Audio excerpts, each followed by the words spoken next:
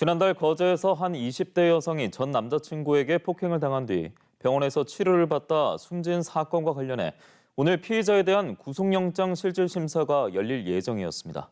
피해자는 신변 노출과 심리적 압박 등을 이유로 영장 심사에 출석하지 않았습니다. 법원은 피해자에 대해 구속영장을 발부했습니다. 이재경 기자가 취재했습니다. 검은색 옷을 입은 피해자 부모가 법원 안으로 들어갑니다. 지난달 1일 거제의 한 원룸에서 헤어진 남자친구로부터 여러 차례 폭행당해 병원에서 치료받다 숨진 20대 여성의 부모입니다. 피의자 구속 여부를 결정할 구속영장 실질심사에 의견을 진술하기 위해 법원을 찾은 겁니다.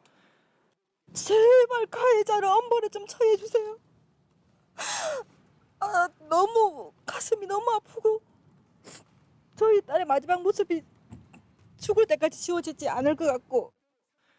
사건 당시 검찰은 범죄일로부터 상당한 기간이 지났고 증거인멸이나 도망의 우려가 없다며 이 남성을 풀어줬습니다. 그러나 이번엔 국과수 정밀검사 소견을 바탕으로 피의자의 폭행으로 피해자가 사망에 이르러 범행이 중대한 점과 도주의 우려 등 구속 필요성이 인정됐다며 경찰이 신청한 구속영장을 청구했습니다. 당초 구속영장 실질심사에 출석하기로 했던 20대 피의자는 결국 법원의 모습을 드러내지 않았습니다. 대신 변호사를 통해 불출석 사유서를 법원에 제출했는데 이유는 사회적 여론과 신변 노출, 심리적 압박 등인 것으로 알려졌습니다. 숨진 여성의 부모는 법원에서 진술하려던 내용을 서면 의견으로 대신 제출하며 재판부에 구속 수사를 거듭 촉구했습니다. 법이 허락하는 한에서 최대한의 처벌을 통해 가해자에게 그의 행동이 가져온 육아 쪽의 아픔과 딸의 슬픔을 명확히 인식시켜 주시길 바랍니다. 피해자가 숨진 지 어느덧 40일째. 제대로 된 사과조차 받지 못한 피해자 부모들은 아직 장례조차 치르지 못하고 있다며 분통을 터뜨렸습니다. 우리는 하루하루가 지옥 같은 삶을 살고 있는데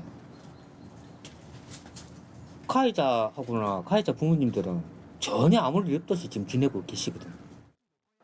그러면서 또 다른 피해자가 더 발생하지 않도록 피의자에 대한 엄벌은 물론 교제폭력 처벌을 강화하는 제도 마련이 시급하다고 호소했습니다. 한편 구속영장 심사에 들어간 창원지법 통영지원은 20대 피의자에 대해 도주할 우려가 있다며 구속영장을 발부했습니다. MBC 뉴스 이재경입니다.